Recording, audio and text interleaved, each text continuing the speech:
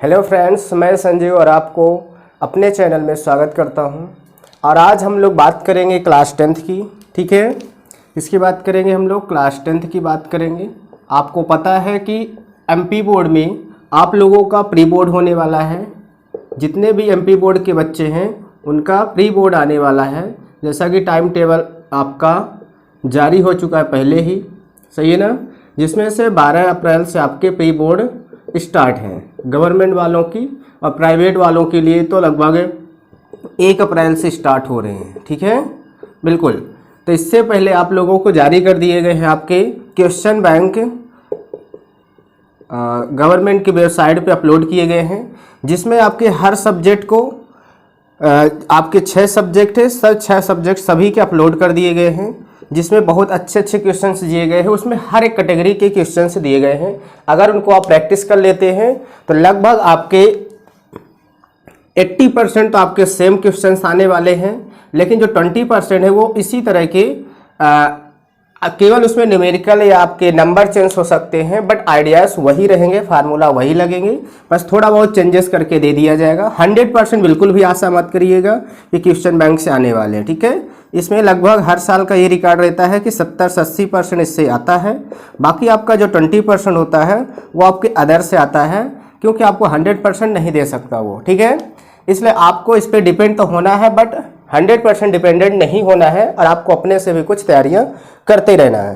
तो हम लोग इसी को सॉल्व करेंगे, और ये क्वेश्चन बैंक की सीरीज चलती रहेगी आपकी, हर एक सब्जेक्ट के धीरे धीरे आएगी, जिसमें हम लोग देखेंगे। ठीक है, तो आज हम लोग बात करेंगे सब्जेक्ट मैथ की, बात करेंगे हम लोग मैथ में। देखेंगे मैथ में इसमें सभी चैप्टर को दिया गया है 1 से लेके 14 लेसन तक आपके, बट इसमें जो लेसन्स आपके हटा दिए गए हैं और जो आपके इसमें टॉपिक हटा दिए गए हैं उनको इसमें इंक्लूड नहीं किया गया है, उसको पहले से हटा करके क्वेश्चन बनाए गए हैं। ठीक है, मतलब अगर आप इसको सॉल्व करते हैं तो आप ये जान सकते हैं कि कौन सा टॉपिक हटाया गया, कौन सा नहीं। बात करें हम 1 की, चैप्टर 1 की, तो इसमें आपका जो 1.1 था, यानी कि यूक्लिड विभाजन प्रमेयिका जो थी उसको आपको हटा दिया गया है। मतलब इससे रिलेटेड आपके कोई भी थ्योरी या कोई भी क्वेश्चन या न्यूमेरिकल आपके नहीं आने वाले हैं। ठीक है, बिल्कुल। तो आपको 1.1 बिल्कुल भी नहीं पढ़ना है, 1.2 से आपको कवर करना है। ठीक है, 1.2 और 1.3 और 1.4 ये सारी चीजें आपको ध्यान देना है। ठीक है, लेकिन क्वेश्चन बैंक में 1.4 से रिलेटेड क्वेश्चंस नहीं दिए गए हैं, केवल 1.2 और 1.3 से ज्यादातर दिए गए हैं। ठीक है, तो हम लोग कैसे यहाँ पे स्टडी करेंगे, सबसे पहले आपको जाना चाहिए। देखिए, स्टडी हम लोग जो करेंगे यहाँ पे, तो सबसे पहले हम लोग कोई भी लेसन पढ़ेंगे तो हमने पहले ही बताया कि इससे 80% आने वाला है, 20% नहीं। तो हम लोग ऐसी तैयारी करेंगे ताकि हम लोग 100% कंप्लीट हो सके। तो ऐसा करेंगे हम लोग कि इसके क्वेश्चन तो हम लोग पूरे करेंगे, all A to Z questions करेंगे हम लोग क्वेश्चन बैंक। लेकिन हम लोगों की जो कुछ डिफिनीशंस होती हैं, परिभाषाएं होती हैं, क्या होती हैं, परिभाषाएं हैं, और आपके सूत्र होते हैं, जो फार्मूले होते हैं, और आपके कुछ इंपॉर्टेंट क्वेश्चंस होते हैं। ठीक है, महत्वपूर्ण आपके जो प्रश्न होंगे उनको भी हम इंक्लूड कर देंगे हर एक चैप्टर में।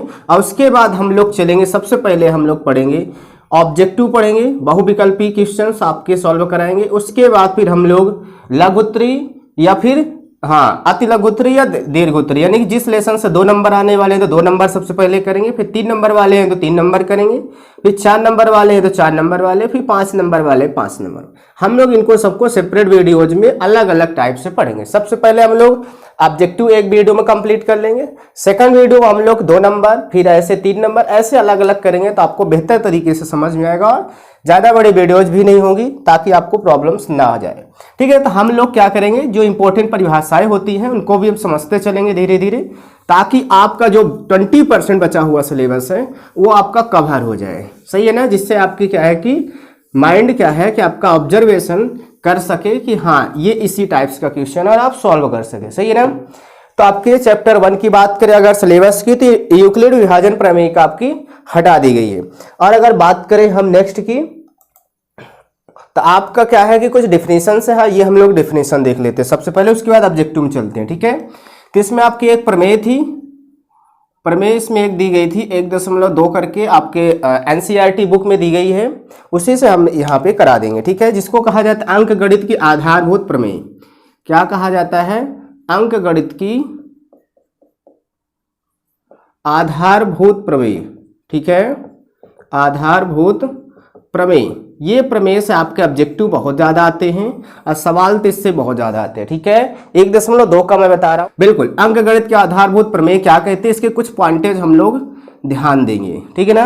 बाकी क्लास की आपको पीडीएफ मिल जाएगी हमारे टेलीग्राम चैनल में, ठीक है ना, तो वहां पे आप लोग उसको ज्वाइन कर सकते हैं, वहां से आपको मिल जाएगी, लेकिन यहाँ पे आपको हम पढ़ा सकते हैं, ठीक है। तो देखिए, जैसे आपका ये प्रमेय क्या कहता है कि प्रत्येक भाज्य संख्या, क्या कहते हैं, जो हमारे प्रत्येक भाज्य संख्याएं होती हैं, क्या होती हैं, भाज्य संख्या, ठीक है। भाज्य संख्या और अभाज्य संख्या तो आपको पता होगी कि क्या होती हैं, ठीक है। एक बार हम थोड़ा सा बता देते हैं। भाज्य संख्या वह संख्याएं होती हैं जिनका यानी कि लगभग आपका जो हमारे फैक्टर्स होते हैं वो लगभग 2 से ज़्यादा होते हैं, मतलब स्वयं तो होता एक होता है और स्वयं नंबर होगी, क्या होगी, वो स्वयं होगी, बट एक अदर भी होगा। लगभग 2 से ज़्यादा उसके फैक्टर्स होने चाहिए, लेकिन यानी कि 2 से ज़्यादा फैक्टर होने चाहिए। अगर 2 से कम है तो क्या है, या 2 या 2 से कम है तो फिर अभाज्य होगी, अगर 2 से ज़्यादा है तो फिर वो भाज्य होगी, ठीक है। क्लियर है। जैसे हम लोग ले लेते हैं अगर 4, तो 4 के कितने किससे किससे डिविजिबल है, 1 से भी, 2 से भी और 4 से भी। देखिए इसके कितने फैक्टर हुए, 3 हुए, यानी कि 3 नंबरों से डिवाइड हो सकती है, मतलब 2 से ज़्यादा होनी चाहिए, ठीक है। तो ये आपकी भाज्य संख्या है। अभाज्य संख्या की बात करें, जैसे आप 2 ले लीजिए या 3 ले लीजिए। 2 आपकी 1 से तो डिविजिबल है, बट 2 से भी है, बट इसकी अदर किसी भी नंबर से डिविजिबल नहीं है। ऐसे 3 को देख लीजिए, 1 से है और 3 से है। तो ये क्या होती हैं, आपकी अभाज्य नंबर होती हैं, ठीक है ना। अभाज्य नंबर और विषम नंबर में बहुत अंतर होता है, ठीक है। तो ये आपकी बात करें तो ये आधारभूत प्रमेय यही कहती है आपकी कि हमारी जो प्रत्येक भाज्य संख्या होती है, अभाज्य संख्याओं के गुणनफल के रूप में हम इनको व्यक्त कर सकते हैं। यानी कि जो भाज्य संख्याएं होती हैं उनको हम अभाज्य संख्याओं के गुणनफल के रूप में, इनके गुणनफल के रूप में हम इनको प्रदर्शित कर सकते हैं, ठीक है। जैसे अगर हम एग्जाम्पल ले ले, ये फर्स्ट पॉइंट आपका कह रहा था, जैसे हम एग्जाम्पल ले ले तो कोई भाज्य संख्या ले लेते हैं, ठीक है। जैसे हमने ले लिया 12, ये भाज्य संख्या आप चेक कर सकते हैं। देखिए 1 से भी डिविजिबल है, 2 से डिविजिबल है और आपका 3 से डिविजिबल है और 4 से डिविजिबल है और 6 से डिविजिबल है और 12 से डिविजिबल यानी विभाजित है। ये भाज्य संख्या कितनी सारी नंबर से कट जाती है। तो ये कहा है कि हम 12 को अभाज्य गुणनखंडों के रूप में व्यक्त कर सकते हैं। मतलब अगर इसको व्यक्त करना है तो सबसे पहले आपको फैक्टर करना पड़ेगा 12 का। ये देखिए 2 6 जा आपका 12 होता है, 2 3 जा होता है आपका, फिर 3 1 जा होता है। ये देखिए आपकी जो नंबर आती है ये आपका अभाज्य संख्याएं होती हैं, ठीक है। तो 12 हमारा बराबर में क्या लिख सकते हैं, 12 इंटू 12 इंटू 3 इंटू 1। ये देखिए आपकी अभाज्य संख्याओं के रूप में व्यक्त किया जा सकता है, बिल्कुल किया जा सकता है। किसी भी भाज्य संख्या को हम अभाज्य संख्याओं के गुणनफल के रूप में व्यक्त कर सकते हैं। अब इसमें आप चेक कर सकते हैं 2 आपकी अभाज्य संख्या, क्योंकि ये केवल 1 से और 2 से डिविजिबल है। ऐसे ये भी 1 और 2 से और 3 भी आपका 1 और 3 से और 1 भी आपका 1 से। तो देखिए आपसे 2 से ज्यादा किसी में डिविजिबिलिटी नहीं है, मतलब ये सारी अभाज्य संख्याएं हैं, तो इनमें हम व्यक्त कर सकते हैं। ये आपके ऑब्जेक्टिव बनता है। ऑब्जेक्टिव में यही पूछा जाता है कि सत्य में कि प्रत्येक भाज्य संख्या को क्या हम अभाज्य संख्या के गुणनफल के रूप में व्यक्त कर सकते हैं, यस या नो। तो आप अब कह सकते हैं कि यस, ठीक है, बिल्कुल। चलिए ठीक है। और इसी का सेम अगर अपोजिट ले लिया जाए कि सभी अभाज्य संख्याओं को क्या हम रख सकते हैं भाज्य संख्याओं के रूप में, तो मान लीजिए हम अभाज्य संख्या ले लेते हैं, कौन सी आपकी 5। बताइए 5 का फैक्टर क्या होगा, 5 ही होगा। बताइए तो अपने फॉर्म में ये कभी भाज्य संख्या में हो सकता है, नहीं हो सकता। जैसे और कोई ले लीजिए, 11 ले लीजिए, ये भी अभाज्य संख्या है, तो 11 का आपका 11 ही आएगा। अगर आप 15 सोच रहे हैं तो 15 बिल्कुल भी अभाज्य संख्या नहीं है, क्योंकि ये आपका 1 से हो रहा है, 3 से हो रहा है, 5 से हो रहा है और 15 स्वयं से हो रहा है। ऐसे 9 भी नहीं है आपकी, कि 9 आपकी 1 से, 3 से और आपकी 9 से स्वयं हो रही है। तो ये अभाज्य संख्या नहीं, अभाज्य संख्याओं को हम भाज्य संख्याओं में शो नहीं कर सकते, ठीक है, बिल्कुल। तो ये आपके 2 ऑब्जेक्टिव क्लियर हुए और थ्योरी भी आपकी हो गई, ठीक है। चलिए आगे बात करते हैं। इसमें अगला पॉइंट क्या है आपका, अगले पॉइंट की अगर बात करें हम, देखिए तो इसमें हमारा हमने आपको बता दिया इसका पहला पॉइंट। इसमें कुछ और पॉइंटेज हैं। ये इसको अंकगणित के आधारभूत प्रमेय कहा जाता है। इसने पहले ही बता दिया कि किसी भी भाज्य संख्या को हम क्या कर सकते हैं, व्यक्त कर सकते हैं कि नहीं कर सकते, ठीक है, बिल्कुल। अब इसमें आपका अगला बनता है कि प्राकृतिक संख्याओं के अभाज्य गुणनखंडों को गुणा करके एक प्राकृतिक संख्या प्राप्त की जा सकती है। कह रहे हैं कि क्या अगर हम प्राकृतिक संख्या ले लें, एक से ज्यादा प्राकृतिक संख्या ले लें और उसका गुणा करके क्या हम प्राकृतिक संख्या प्राप्त कर सकते हैं। मतलब यहाँ पे आपके प्राकृतिक संख्याएं होंगी, प्राकृतिक संख्या का कह रहा है अगर आपस में हम गुणा कर ले, एक से ज्यादा यहाँ पे होनी चाहिए। जैसे हम ले ले अगर कि 2 3 7, हमने ले लिया 3 ठो ले लिया, ठीक है 3 ले लिया। कह रहा कि इनका गुणा करिए, इनका प्राकृतिक संख्याओं का गुणन, ठीक है तो गुणा कर दीजिए 2 × 3 × 7, ठीक है। कह रहा क्या एक प्राकृतिक संख्या फाइंड आउट कर सकते हैं, बिल्कुल कर सकते हैं। देखिए 2 × 6 6 × 42, ये आपका 42 हो गया। देखिए 42 आपकी एक प्राकृतिक संख्या है, क्या है नेचुरल नंबर है, क्या है प्राकृतिक संख्या है, बिल्कुल। तो ये आप समझ जाइए प्राकृतिक संख्या है, ठीक है। केवल 0 को छोड़ करके बाकी सभी हमारी क्या होती है, प्राकृतिक संख्याएं होती है, ठीक है। ये पूर्ण संख्या में आती है, ठीक है बिल्कुल। तो हमारे आपको पता है 0 से लेकर के इनफिनिटी अनंत तक जो होती है हमारी ये पूर्ण संख्याएं होती हैं, और 1 से चालू होती है जो लास्ट का सेम रहता है, बस स्टार्टिंग में इसमें 0 भी इंक्लूड है, इसमें नहीं है। तो आपकी प्राकृतिक संख्या, तो देखिए प्राकृतिक संख्या हम आसानी से प्राप्त कर सकते हैं। आया समझ में ना। तो बिल्कुल यहाँ पे आपके 2 पॉइंट्स ये आपके इसमें आधारभूत प्रमेय में दिया गया था, ठीक है। चलिए हम थर्ड पॉइंट की बात करते हैं। क्या करते हैं, थर्ड पॉइंट की बात करते हैं। थर्ड पॉइंट हमारा क्या कहता है, ठीक है, आप लोग इसको रफ में नोट करते चलेंगे। देखिए थर्ड पॉइंट क्या कहता है आपका कि प्रत्येक भाज्य संख्याओं को अभाज्य संख्याओं की घातों के गुणनफल के रूप में रख सकते हैं कि नहीं, ठीक है, लिखा जा सकता है कि नहीं। यानी कि आप समझे इसको सिंपल भाषा में, तो क्या कह रहा है, अगर कोई हमारी भाज्य संख्या, क्या कह रहा है, भाज्य संख्या है, तो इसको हम क्या अभाज्य संख्याओं के घातों के रूप में रख सकते हैं, अभाज्य संख्याओं के गुणनफल के घातों के रूप में रख सकते हैं कि नहीं। तो इसको अगर घात में बनाना है, गुणनफल में बनाना है, तो आपको क्या करना पड़ेगा, सबसे पहले इसका फैक्टर करना पड़ेगा, गुणनखंड। तो चलिए 2 से कट रहा, लास्ट में 0 है, तो 2 दूनी 4, ये 0 आ गया आपका, इसको काटेंगे 2 1 कम 2 और 10 हो गया आपका, इससे कटेंगे 2 पंचे 10 और ये हो जाएगा आपका 5। क्लियर है। तो ये देखिए हमारी अभाज्य संख्याएं प्राप्त हो चुकी हैं, तो इनको लिख सकते हैं आप 2 × 2 × 2 × 5, ये हो गई आपकी। बताइए इसको आप घातों के रूप में व्यक्त कर सकते हैं, इसको आप ऐसे भी लिख सकते हैं या करके। देखिए 2 कितनी बार है, 3 बार है, तो 2 की पावर 3 कर सकते हैं, और 5 आपका 1 टाइम्स है तो 1 कर सकते। इसी को कहा जाता है अभाज्य गुणनखंड की घात, ठीक है। ये हमारी पहले अभाज्य गुणनखंड थे और ये हमारी क्या है, उनकी घात के रूप में है। तो बिल्कुल यस, हम व्यक्त कर सकते हैं भाज्य संख्याओं को। मतलब यहाँ पे आपको कितनी अच्छी चीज दी है कि किसी भाज्य संख्याओं को अभाज्य संख्याओं के गुणनफल के रूप में व्यक्त कर सकती है। पहला पॉइंट था आपका। तीसरा पॉइंट आपका कह रहा है उसकी घातों के रूप में, और दूसरा पॉइंट क्या कह रहा था कि कोई एक प्राकृतिक संख्या प्राप्त हो सकती है, यस हो सकती है, ठीक है। तो 3 आपके ऑब्जेक्टिव हुए, 3 सेम इसी का अपोजिट ऑब्जेक्टिव बन सकता है कि क्या हम अभाज्य संख्याओं के जो गुणनफल का घात होता है उसको क्या हम बना सकते हैं, या इसका गुणा करके हम बना भी सकते हैं। तो आपकी थोड़ी सी थ्योरिकल थी, हम इसको समझा दिए हैं। चलिए आगे चलते हैं हम लोग, और कुछ इसमें फार्मूले अगर होते हैं तो उनको भी हम लोग समझ लेते। इसको कहा जाता है अंक गणित के आधारभूत प्रमेय। आया समझ में। इससे ऑब्जेक्टिव आपके पक्के हैं कि आते ही 1-2 नंबर का है, किंतु आपके एक लेसन से शायद एक ही ऑब्जेक्टिव आ रहा है, तो कोई बात नहीं है, ठीक है, कोई भी आ सकता है। चलिए हम आगे बात करते हैं। चलिए तो एक हमारा और एक फार्मूला है इस लेसन में जो कि आपका बहुत ज़्यादा यूज किया गया है, तो हम उस फार्मूले की भी बात कर ले। तो उसके बाद फिर हम लोग ऑब्जेक्टिव में चलते हैं क्वेश्चन बैंक के, ठीक है। एक एक ऑब्जेक्टिव हम लोग पूरे करेंगे, इनको आपको समझते चलना है, नोट करते चलना है। पीडीएफ तो आपकी बाद में आएगी, ठीक है, यस।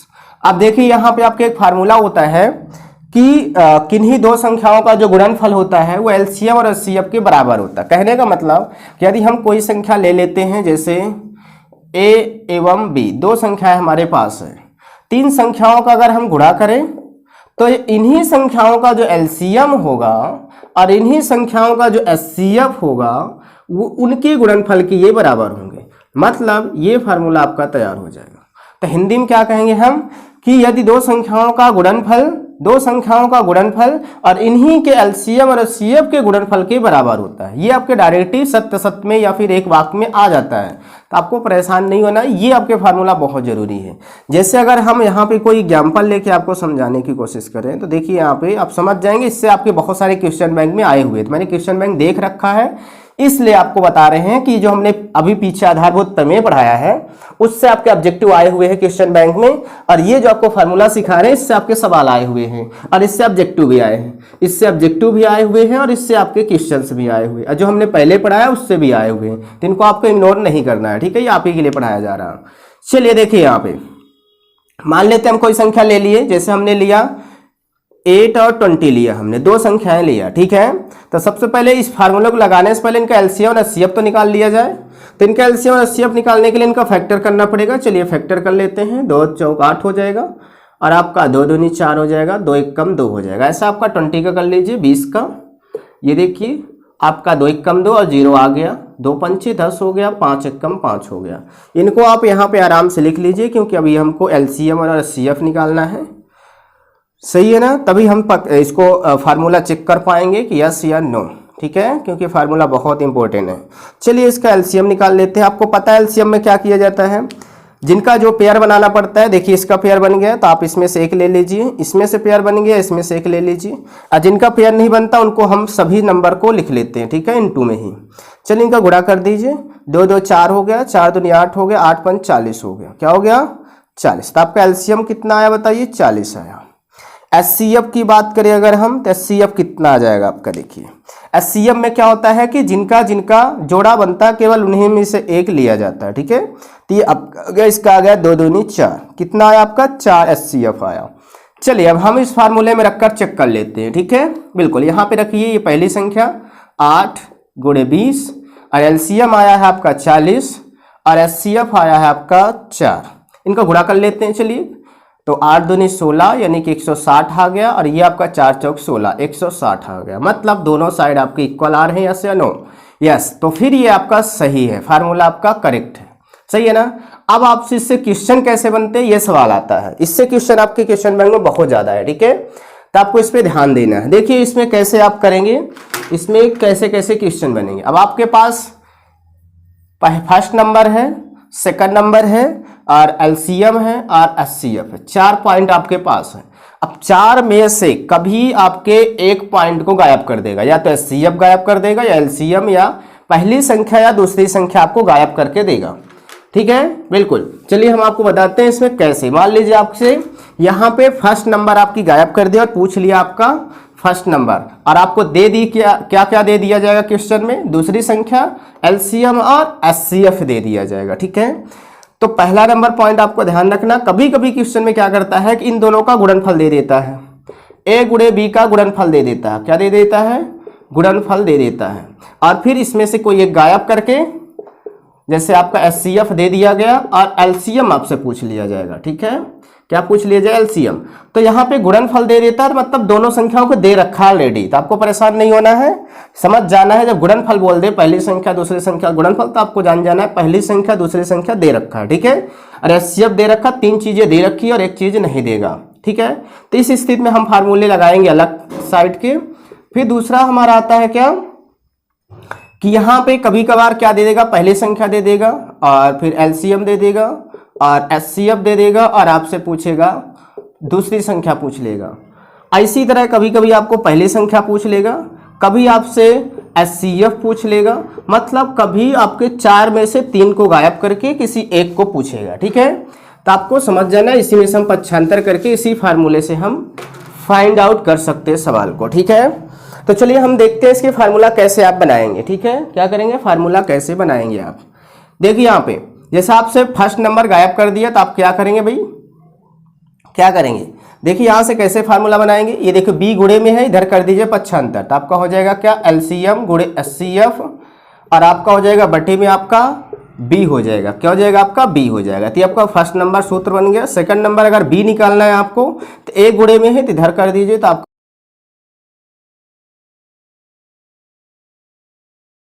ऐसे तीसरी नंबर आपका क्या? मान लीजिए एलसीएम पूछता आपसे, तो एलसीएम बराबर करेंगे, तो एलसीएम के साथ ही ये गुणे में इधर जाएगा, तो आपका क्या हो जाएगा? पहली संख्या गुणे दूसरी संख्या के बटे में एचसीएफ हो जाएगा। क्या हो जाएगा? एचसीएफ। चौथा इससे बन जाएगा आपका, मान लीजिए एचसीएफ निकालना है आपको, तो क्या करना है? एलसीएम आपका साथ ही गुणा में है, इधर जाएगा तो भाग हो जाएगा, तो पहली संख्या गुणे दूसरी संख्या बटे एलसीएम हो जाएगा। ये आपके फार्मूले बनकर तैयार हो गए, ठीक है। तो आपको कोई भी टेंशन नहीं लेना, कोई भी पूछे, इस तरह के आपके सवाल बहुत सारे क्वेश्चन बैंक में आए हुए हैं, तो आपको ये फार्मूले अच्छे से समझ लेना। फिर भी अगर कोई प्रॉब्लम आती है तो आप कमेंट्स बॉक्स में करके पूछ सकते हैं, ठीक है। चलिए हम चलते हैं अब क्वेश्चन बैंक पे चलते हैं कि क्वेश्चन बैंक में क्या क्या हमको दिया गया है, ठीक है, उसको भी समझते हैं। क्वेश्चन बैंक में आपके ऑब्जेक्टिव बहुत कम दिए गए हैं, बट उसके अकॉर्डिंग नंबर चेंज करके हम बहुत सारे ऑब्जेक्टिव को सॉल्व कर सकते हैं, ठीक है, अगर उतने ही सीख गए तो। चलिए देखिए हम लोग फर्स्ट क्वेश्चन पे चलते हैं, क्या कह रहा है आपका, ठीक है। बिल्कुल देखिए आपका सही ऑब्जेक्टिव है, आपका पहला नंबर है। पहला नंबर ऑब्जेक्टिव क्या कहता है, कहता है 96 व 404, क्या कहता है 96 व आपका 404, इन दोनों का क्या निकालना है आपको, पूछा एचसीएफ निकालना। क्या निकालना है, एचसीएफ बोला हुआ है। चलिए अब हमको एचसीएफ बोला, यहाँ पे आपको 2 नंबर दी गई और एचसीएफ, यहाँ पे एलसीएम नहीं दिया गया, मतलब इस फार्मूले से आपको नहीं निकलेगा, इसको डायरेक्ट आपको एचसीएफ निकालना पड़ेगा। तो एचसीएफ निकालने के लिए क्या करना पड़ता है, रफ वर्क में हम इनका फैक्टर कर लेंगे। सबसे पहले क्या करेंगे, फैक्टर कर लेंगे, ठीक है। 96 का और 404 का भी हम फैक्टर कर लेंगे, ठीक है। तो चलिए 96 का क्या होगा फैक्टर, आप कर लीजिए। क्या होगा आपका बताइए, 2 से कटेगा क्योंकि लास्ट में सम संख्या है। 2 आपका 2 चौक 8 हो जाएगा, 1 बचेगा आपका, 2 अट्ठे 16 हो जाएगा, ठीक है। फिर आपका 2 दूनी 4 हो जाएगा, 2 चौक 8 हो जाएगा। फिर आपका हो जाएगा 2 1 कम 2, 2 दूनी 4 हो जाएगा। फिर आपका 2 छक्के 12 हो जाएगा, 2 3 6 हो जाएगा, और ये आपका 3 1 कम 3 कट गया आपके सारे। चलिए हम लोग देख लेते हैं इसको कैसे करेंगे। 2 से काटेंगे क्योंकि लास्ट में सम संख्या है, 2 दूनी 4 और 2 दूनी 4 आपका हो जाएगा, ठीक है। फिर 2 से कटेगा, 2 1 कम 2 और 2 1 कम 2। 101 आपकी अभाज्य संख्या है, तो ये किसी से नहीं कटेगी, यानी कि स्वयं से कटेगी, ठीक है। चलिए इनको हम लोग लिख लेते हैं, क्या हो जाएगा आपका, क्लियर है, यस। देखिए यहाँ पे अब हम लोग 96 का लिख लेते हैं। क्या है आपका, 2 कितने 2 हैं, 1 2 3 4 5 हैं, इनको आप लिख लेंगे पाँचों को, और आपको 3 कर लेना है, ठीक है।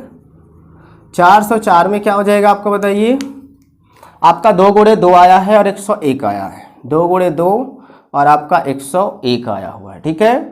बिल्कुल इसमें हमसे एचसीएफ पूछा हुआ था। क्या पूछा था, एचसीएफ। एचसीएफ में आपको जानते हैं कि जिसका पेयर बनता है उसी बस को लिया जाता है। चलिए देखिए पेयर बना लेते हैं हम। पेयर हमने बनाया तो देखिए एक नंबर के पेयर बना, फिर सेकंड वाले का पेयर बना, फिर बाकी किसी नंबर का 101 कहीं नहीं है, 2 कहीं नहीं है इसमें, ठीक है। तो केवल आपका 2 गुणे 2 आया, मतलब अगर इनका आप गुणा करते हैं तो कितना आ जाएगा, 4, यानी एचसीएफ कितना आया आपका 4। तो इसका ऑप्शन नंबर कौन सा सही होगा, बी नंबर, इसका बी नंबर ऑप्शन करेक्ट होगा। आया समझ में। इसी तरह के आपके नंबर चेंज करके बहुत सारे सवाल बनाए जा सकते हैं, है ना। बिल्कुल चलिए हम लोग सेकंड नंबर पे बात करते हैं, सेकंड ऑब्जेक्टिव पे, ठीक है। इसमें सेकंड में दिया हुआ है आपका कि यदि 2 संख्याओं का गुणनफल 32 व एचसीएफ 8 दिया गया।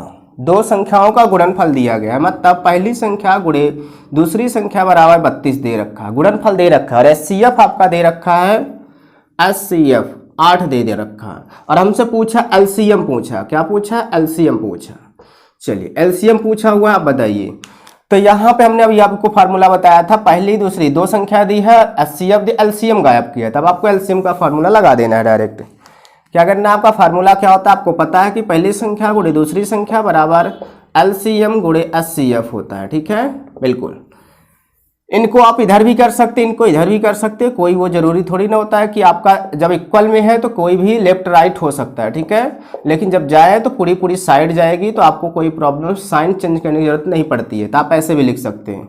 चलिए अब आपको एलसीएम पूछा हुआ, एलसीएम हमारे पास नहीं है, एचसीएफ हमको दे रखा 8 और बराबर में पहली संख्या दूसरी संख्या गुणा डायरेक्ट दे रखा है, तो कोई दिक्कत नहीं हमको, और आसानी हो गई, हमको गुणा करना नहीं पड़ेगा। चलिए 32 और ये आपका गुणे में इधर जाएगा तो भाग हो जाएगा, तो कितना आया एलसीएम बताइए, 4 आया, 8 चौक 32। तो आपका आंसर कौन सा सही होगा बताइए, 4, ए नंबर सही होगा। क्या होगा, ऑप्शन ए सही होगा आपका। क्या होगा, ऑप्शन ए सही होगा। तो आपको ऐसे ही क्वेश्चंस हैंडल करने हैं, कैसे भी क्वेश्चन दे रखा हो, ठीक है। हम लोग चलिए बात करते हैं थर्ड नंबर की। किसकी बात करते हैं, थर्ड ऑब्जेक्टिव की। देखिए थर्ड ऑब्जेक्टिव आपका क्या कहता है, हम लोग देख लेते हैं। क्या दिया है, यदि दो धनात्मक पूर्णांक P एवं Q, कह रहा P और Q हमारे पास 2 धनात्मक हैं। धनात्मक यानी कि आपके 2 तरह का, एक ऋणात्मक पूर्णांक होता है, एक धनात्मक पूर्णांक होते हैं, तो ये धनात्मक पूर्णांक। और यहाँ पे P का मान दे रखा AB², क्या दे रखा है, AB², और P का Q का मान दे रखा है आपका Q3B, नहीं A3B दिया हुआ आपका, A3B दिया हुआ, और इससे पूछा है एलसीएम पूछा। क्या पूछा है, एलसीएम, एलसीएम आपसे पूछ रखा। अब आपको क्या करना भाई, कोई दिक्कत नहीं। अब आपके नंबर नहीं दिए गए, यहाँ पे क्या नहीं दिए गए हैं, नंबर नहीं दिए, और एचसीएफ भी नहीं दिया गया है कि आप इस तरह से लगाएंगे, नहीं लगाएंगे। इस तरह का आपका तभी लग पाएगा जब आपके पास 3 चीज़ें दी गई हों।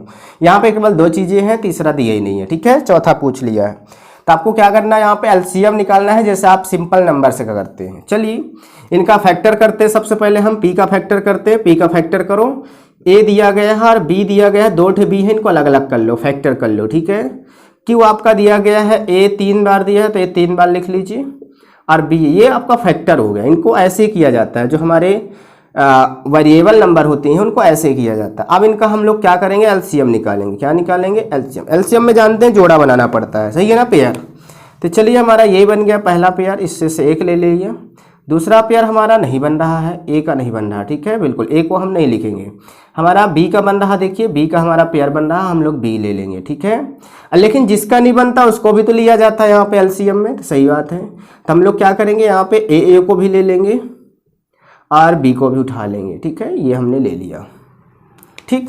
अब आप इनको क्या करिए, इंटू कर लीजिए। क्या करिए, इंटू कर लीजिए। देखिए ए कितना है, 1 2 3, तो आपकी 3 है, और बी कितने हैं, 2। तो आपका क्या आ गया, एलसीएम आ गया A3B²। क्या आ गया, A3B²। आपका ऑब्जेक्टिव कौन सा हो जाए, A3B² यानी सी नंबर ऑब्जेक्ट, यानी आपका ऑप्शन कौन सा होगा, सी नंबर आपका करेक्ट आंसर होगा। सी नंबर क्या होगा, करेक्ट आंसर होगा। आया समझे, तो सी नंबर आपका करेक्ट आंसर हो जाएगा। चलिए हम लोग आगे बात करते हैं। आपका फिल इन द ब्लैंक्स दिया गया है, आपका क्वेश्चन नंबर 2 में दिया गया है फिल इन द ब्लैंक्स करने के लिए, ठीक है, बिल्कुल। तो फिल इन द ब्लैंक्स का हम लोग समझ लेते हैं क्या होगा आपका। यहाँ पे देखिए खाली स्थान भरना है आपको। तो क्वेश्चन नंबर 2 की बात करते हैं। इसमें आपका पहला जो आपका खाली स्थान है वो क्या दिया गया है कि √3 एक क्या है, हमारी संख्या है, कैसी संख्या है हमारी, ठीक है। क्या दिया गया है, एक संख्या है, कैसी संख्या है बताइए। यहाँ पे √3 आपको परमेय अपरमेय पहचानना है। क्या पहचानना है, परमेय और अपरमेय पहचानना, ठीक है। कैसे जानेंगे परमेय अपरमेय होती है, देखिए आपको बता दें हम परमेय और अपरमेय में क्या अंतर जानेंगे, तभी आप जान पाएंगे, अन्यथा नहीं जान पाएंगे, आप कर ही नहीं पाएंगे, ठीक है। जो क्वेश्चन आपके दिया गएगा वही बार रट पाएंगे। देखिए यहाँ पे परमेय और अपरमेय में क्या डिफरेंस होता है। परमेय का मतलब होता है कि अगर वो पूर्णांक रूप में दिया गया हो, किसमें, जैसे आपकी पूर्णांक नंबर होती हैं ऐसे आपकी, चाहे वो प्लस में हो या माइनस में, इससे मैटर नहीं करता है, चाहे प्लस में हो चाहे माइनस में हो, वो आपका पूरा परमेय होंगी। लेकिन अपरमेय क्या होंगी आपकी, कि जिनका हम क्या करें, जैसे √ के फॉर्म में है, 3 हो गई, √2 हो गया, इनका अगर हम वर्गमूल निकालते हैं तो डेसिमल में आता है, तो ये आपकी अपरमेय संख्या होंगी। क्या होंगी, अपरमेय संख्या। जैसे ये हो गई आपकी, ये हो गई आपकी, सारी अपरमेय संख्या है, ठीक है, बिल्कुल। अब इसमें से आप पहचानिए √3 को अगर आप हल करते हो, इसका वर्गमूल निकालते हो, तो क्या आएगा, 1.732 आएगा।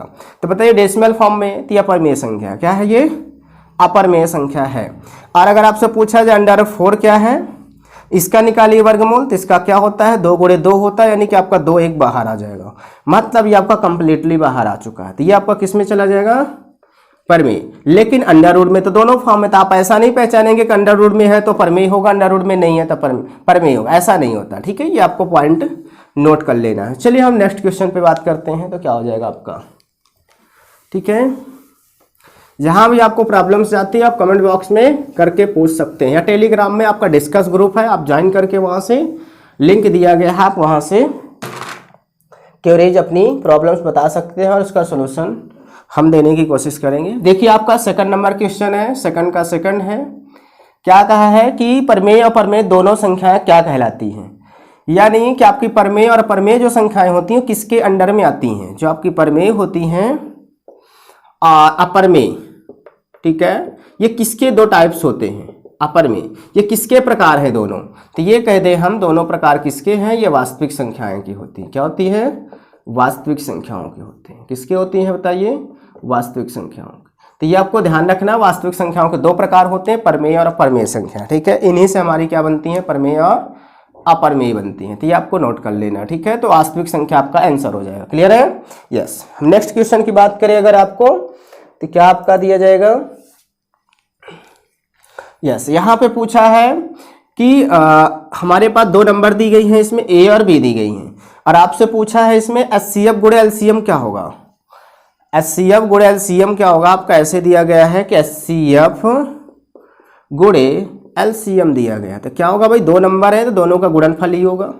तो ये आपका फार्मूला पूछ रहा था, देखिए डायरेक्ट आपसे फार्मूला पूछ लिया 3rd नंबर में। बताइए कितना आसान है, HCF गुणे एलसीएम बराबर A गुणे B।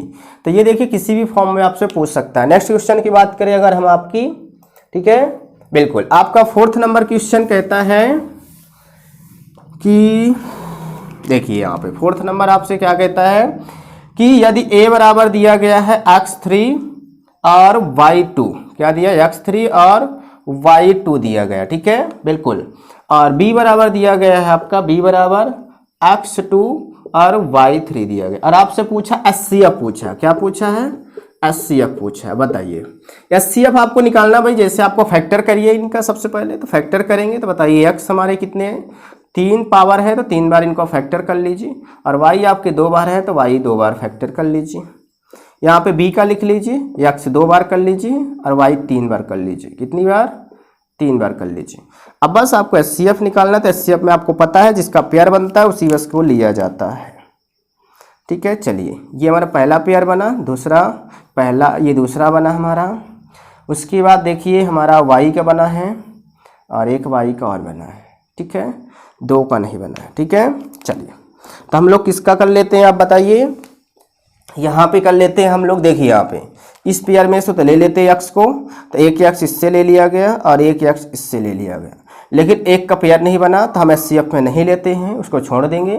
y के एक पेयर में से हम एक y ले लेंगे और इस पेयर में से एक y ले लेंगे, बस। अब इनका गुणा कर लेंगे, क्या, x स्क्वायर और y स्क्वायर, ये आंसर आ रहा है। देखिए आपका ऑप्शन में है कोई ऑप्शन नहीं है, फिल इन द ब्लैंक्स, तो आपका यही आंसर हो जाएगा, ठीक है। तो आपको HCF और LCM सेम नंबर जैसे ही करना, जैसे हमारे न्यूमेरिकल वाले होते हैं वैसे ही आपको काम करना है। चलिए हम लोग नेक्स्ट बात करते हैं, इसको आप लोग नोट कर लेंगे, बिल्कुल। यहाँ पे एक्सप्लेनेशन क्यों दिया जा रहा है आपको हर एक ऑप्शन का, क्योंकि आपको इसी टाइप्स के अगर क्वेश्चन आते हैं आपके अदर, तो आप उसको 100% कर सकते हैं। चलिए हम लोग सत्य असत में आ जाते हैं। सत्य असत आपका दिया गया है, क्या दिया गया है, सत्य असत, क्वेश्चन नंबर 3 दिया गया है। देखिए यहाँ पे सत्य असत में कह रहा कि पहला नंबर दिया है कि √2 हमारी एक अपरमेय संख्या है। क्या कह रहा, अपरमेय, हमने आपको पहचानना सिखाया था अपरमेय संख्या भी पीछे, सही है ना, कि सत्य है सत्य। बताइए √2 का अगर हम निकालते हैं तो 1.414 आ जाएगा, बताइए डेसिमल में आएगा, मतलब ये आपका यस अपरमेय संख्या है। कोई इसमें ज़्यादा मेहनत आपको नहीं करनी है, ठीक है। हमने आपको पूरे ट्रिक्स बता दिए गए हैं और थ्योरिकल बता दिए गए हैं, आपको परेशान नहीं होना है। चलिए सेकंड नंबर आपका है, इसमें सेकंड नंबर कह रहा अपरमेय संख्या को संख्या रेखा पर अंकित नहीं किया जा सकता।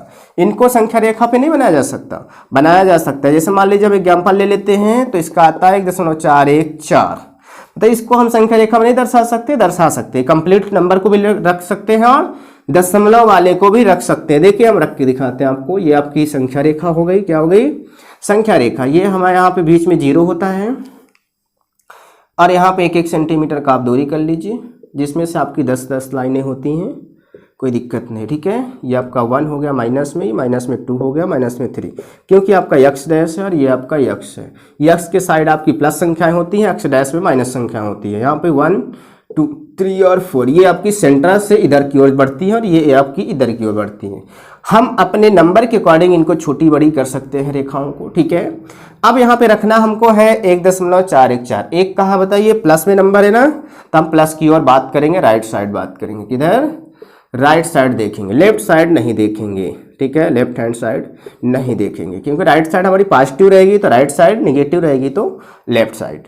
तो चलिए यहाँ पे एक हमारा ये बैठा हुआ है, तो हम एक पर पॉइंट कर लेंगे और बोला 1.4 बोला, मतलब इसमें बीच में जो होता है वो 5वीं लाइन होती है, तो इसके पहले की एक छोटी वाली लाइन, यानी यहाँ पे आपका आ रहा, मतलब इसका कुछ ऐसे फिगर बनेगा आपका √2 का। आया समझ में, तो ये हमने इसको रख लिया। यहाँ पे चाहे आप लिख दीजिए 1.414, अच्छा आप लिख दीजिए √2, हम इनको भी यहाँ पे संख्या रेखा में रख सकते हैं। अर्थात हम कह सकते हैं कि ये हमारा जो है असत्य है, यानी कि जो कह रहा है वो गलत कह रहा है, यानी कि उसका गलत कथन है, रख सकते, उसने कहा नहीं अंकित कर सकते, यानी कि ये आपका असत्य है, ठीक है। सेकंड नंबर आपका क्या है, असत्य। थर्ड नंबर की बात करते हैं हम लोग, चलिए थर्ड नंबर की बात करते हैं, ठीक है, बिल्कुल। चलिए आई होप कि आपको बेहतर समझ में आ रहा होगा। पूरे रीजन्स आपको बताए जाएंगे। अगर आपने पूरे वीडियो देख लिया तो आपको किसी भी टाइप्स का इस लेसन से अगर ऑब्जेक्टिव आते हैं तो आप सॉल्व कर सकते हैं। देखिए आपका थर्ड नंबर आपका क्या कह रहा है, प्रत्येक भाज्य संख्या को अभाज्य संख्याओं के गुणनफल के रूप में व्यक्त किया जा सकता है, जो कि हमने आधारभूत प्रमेय में आपको सबसे पहले यही बताया था। तो बताइए इसका क्या होगा, प्रत्येक भाज्य संख्या को कह रहा भाज्य संख्या को अभाज्य संख्या के गुणनफल के रूप में रख सकते हैं। यस, ये तो हमने आपको पहले ही बता दिया गया है स्टार्ट में। अगर जो लोग ना देखे हो स्टार्ट में तो आप देख सकते हैं। तो यस हम रख सकते हैं, ये आपका सत्य होता है। क्या होता है, सत्य होता है। बिल्कुल इसका आंसर क्या होगा, सत्य होगा। चलिए हम चौथे नंबर की बात करते हैं। ठीक है, चौथा नंबर क्वेश्चन आपका कह रहा है प्रत्येक अपरिमेय संख्या दशमलव प्रसार अशांत आवर्ती होता है। कह रहा कि जो अपरिमेय संख्याएं होती, मान लीजिए हमने √3 ले लिए और इसका देख लिया हमने, तो ये देखिए हमारा इसका खत्म हो गया। आंसर यही माना जाता है। ठीक है, बिल्कुल आप इसको दशमलव भाग से लगाएंगे तो आपका आ जाएगा वर्गमूल। ठीक है, तो कह रहा कि जो हमारी अंडर अपरिमेय संख्याएं होती है उनका दशमलव प्रसार जो होता है अशांत आवर्ती होता है, मतलब कभी शांत नहीं होता, मतलब उसमें कभी भी एक्चुअल आंसर नहीं आता, उसमें बार का साइन लगाना पड़ता है रिपीट का। ठीक है, लेकिन ऐसा नहीं है, गलत है। ये देखिए आपका अपरिमेय संख्या ऐसी भी होती है जिनका आंसर आपका शांत होता है। ठीक है ना, तो इसलिए हमारा ये कथन आपका इनका कहने का मतलब गलत है, यानी कि हम कह सकते हैं कि असत्य है। क्या है, असत्य है। ठीक है, बिल्कुल इनका जो कथन है वो असत्य है। ठीक है, बिल्कुल। तो ये देखिए आपको अगर और क्वेश्चन आगे हैं, आप देखिए यहाँ पे 5वां नंबर अभी क्वेश्चन आपका है, तो अभी कहीं नहीं जाना है, आपको देख कर जाना है। ठीक है, बिल्कुल आपको टोटल हम कराएंगे, टोटल समझाएंगे, आपको बिल्कुल भी परेशान नहीं होना है। चलिए 5th नंबर में देख लेते हैं हम लोग। 5th नंबर में क्या आपका है, परिमेय संख्या p/q का दशमलव प्रसार शांत होगा यदि q को 2n और 5n की पावर में रखा जाए। कह रहा कि 2n और 5 की पावर n में अगर रखा जाए तो हमारे जो परिमेय संख्या होगी p/q, इनका जो दशमलव प्रसार होगा यानी कि भाग होगा वो आपका क्या होगा, शांत होगा। क्या होगा, शांत होगा, मतलब कोई ना कोई आंसर आएगा, उसमें रिपीटेशन का साइन नहीं लगा जाएगा। ठीक है, बार का साइन नहीं लगेगा। तो 2 और 5 जिसमें होते हैं उसमें लास्ट में 0 होता है, यानी कि 2 और 5 वाले हमेशा नंबर जो होती हैं उनके लास्ट इकाई जो अंक होता है वो आपका 0 होता है। क्या होता है, इकाई अंक 0 होता है। ठीक है, चलिए बात कर लेते हैं। ठीक है, एक शब्द अथवा एक वाक्य में उत्तर लिखने के लिए क्वेश्चन नंबर आपका 4 है। 4 का फर्स्ट नंबर है। क्या कहता है, देखिए कि यदि a व b दो प्राकृतिक संख्याएं हैं तब HCF और LCM में क्या संबंध होगा। क्या संबंध होगा, हमारी कह रहे a और b हमारी दो प्राकृतिक संख्याएं हैं, तो हमारा LCM और HCF में क्या संबंध होगा। भाई सिंपल सा, प्राकृतिक संख्या है तो इनका संबंध वही वाला होगा जो आपको फार्मूला लिखाया गया है। देखिए कितने रूपों में आपका आ रहा, बार बार वही चीजें बार बार दे रहा कि पहली संख्या गुणे दूसरी संख्या बराबर LCM गुणे HCF। देखिए 3 बार आ चुका ये, इसलिए मैंने इसको पहले ही आपको पढ़ा दिया गया है। चलिए सेकंड नंबर की बात करते हैं हम लोग। बिल्कुल एक दूसरे से सारे क्वेश्चन लिंक हैं, आपको परेशान नहीं होना है। चलिए यहाँ पे क्या कह रहा कि यदि √5 वो √p एक अपरिमेय संख्या है तो p कौन सी संख्या होगी। क्या कह रहा कि अगर √p हमारा जो अपरिमेय संख्या है तो p कौन सी संख्या होगी। ये क्या दिया गया है, अपरिमेय संख्या। आपको समझना है, शब्दों को पकड़ना है। यह अपरिमेय संख्या है तो ये कौन सी संख्या होगी, बताइए। p बताइए इससे बाहर निकला हुआ है, इससे p बाहर निकल कर आया, यानी कि सेम टू सेम आया हुआ है। ठीक है, तो इसमें आपका सीधा सीधा कौन सी संख्या होगी। इसमें आपका ये एक वाक्य में है, आपको इसमें बिल्कुल भी ऑप्शन नहीं दिए गए। ठीक है, बिल्कुल। तो चलिए हम लोग देख लेते हैं कौन सी होगी। तो आपको पता है कि ये जो होती है हमारी, जैसे हमने p ले लिया, मान लीजिए अंडर के अंदर कोई भी ले लिया, जैसे हमने 9 ले लिया। क्या ले लिया, 9। अब इसका जो बाहर आएगा सही सलामत तो 3 आएगा, क्योंकि 9 का वर्गमूल क्या होता है, 3 होता है। अगर हमने 4 ले लिया तो इसका 2 आएगा। अगर हमने 16 ले लिया तो इसका 4 आएगा। अगर हमने इसका क्या ले लिया, आपका 15 लेंगे तो सही सलामत आ रहा है, इसलिए सही सलामत वाले ही लेंगे हम। 25 लेंगे तो 5 आएगा। क्या आएगा, 5 आएगा। अब बताइए यहाँ पे हमारा क्या हो गया कि सारी चीजें आ रही, बताइए। तो हम इससे क्या आकलन लगा सकते हैं, संख्याएं क्या है, बताइए बताइए जल्दी से। यहाँ पे क्या हो सकती है हमारी, इनके कारण से क्या हो सकते हैं। यहाँ पे हम इनको क्या कह सकते हैं कि अगर हम एक शब्द में कहें तो ये अभाज्य संख्याएं होंगी। क्या होंगी, अभाज्य संख्याएं हमारी होंगी, क्योंकि ये जब हमारा p ही सेम टू सेम आ रहा, P सेम टू सेम वही सारी चीजें आ रही हैं, उन्हीं का गुणा जा रहा है, मतलब कि आपका पक्का वो क्या होगी, अभाज्य संख्याएं होंगी। ठीक है, बिल्कुल, क्योंकि अभाज्य संख्या होने के वो प्रमेय संख्या होने के लिए हमारी अभाज्य संख्या होना जरूरी होता है। ठीक है, बिल्कुल। चलिए, और आपके क्वेश्चंस कौन है आपके बताइए, और हम लोग देख लेते हैं कौन से क्वेश्चंस आपके सही है या नहीं है। चलिए, थर्ड नंबर की बात करें हम लोग। थर्ड नंबर इसमें दिया आपका, थर्ड नंबर क्या दिया गया आपका बताइए। थर्ड नंबर में दिया गया यदि P एक अभाज्य संख्या है तो Q एक धनात्मक पूर्णांक है, तब P और A स्क्वायर को विभाजित करता है तो कौन सा तथ्य निश्चित रूप से कहा जा सकता है। कह रहा कि यदि P जो हमारा है वो A स्क्वायर को विभाजित कर रहा, तो जब P A स्क्वायर को विभाजित कर सकता है तो P A को भी विभाजित कर सकता। क्यों भाई, P हमारा, P के नंबर हम ले लेते हैं मान लीजिए 2, और A का ले लेते हैं हमने कि ये मान लीजिए किसी का स्क्वायर है, मान लीजिए हमारा क्या है 4 है, तो बताइए 2 से हम इसको विभाजित कर सकते हैं, यस। और यदि हम अब यहाँ पे P हमारा 2 था, 2 हमने लिया है, इसका हमने A लिया, मतलब इसका वर्गमूल लिया, 4 का वर्गमूल 2 होता है, तो 2/2, यस। मतलब हम कह सकते हैं कि अगर वो स्क्वायर को डिवाइड कर रहा तो वो उसको उसके वर्गमूल को भी डिवाइड पक्का करेगा, तो हम कह सकते हैं कि P A को भी विभाजित करेगा। ये आपका आंसर हो जाएगा, P A को भी विभाजित करेगा। ठीक है, चलिए, ये आपको समझ में आ रहे होंगे, सही है ना।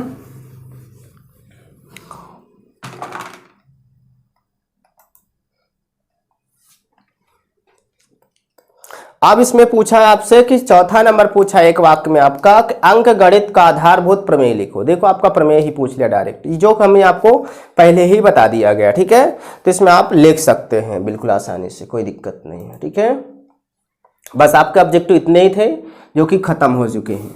अब वीडियो भी थोड़े ज़्यादा लंबी हो गई है, इसलिए हम लोग अब आगे नहीं पढ़ेंगे। ठीक है, हम लोग जो क्वेश्चंस आपके हैं 2 नंबर वाले, ठीक है, तो उनको हम लोग नेक्स्ट वीडियो में करेंगे, और आपको ये समझ लेना है। और टेलीग्राम चैनल को आप ज्वाइन कर लीजिए, वहाँ पे इसकी PDF हम सेंड कर देंगे कल मॉर्निंग तक। ठीक है, तो ठीक है, आपको इसको पढ़ते रहिए और वेट कीजिए 2 नंबर्स वाले को, उसको भी फुल एक्सप्लेनेशन के साथ आपको एक एक क्वेश्चन यहाँ पे सॉल्व कराया जाएगा अविधिवत तरीके से। ठीक है, समझ में आना चाहिए। तो चलिए ठीक है, हम लोग मिलते हैं नेक्स्ट वीडियो में, तब तक के लिए जय हिंद।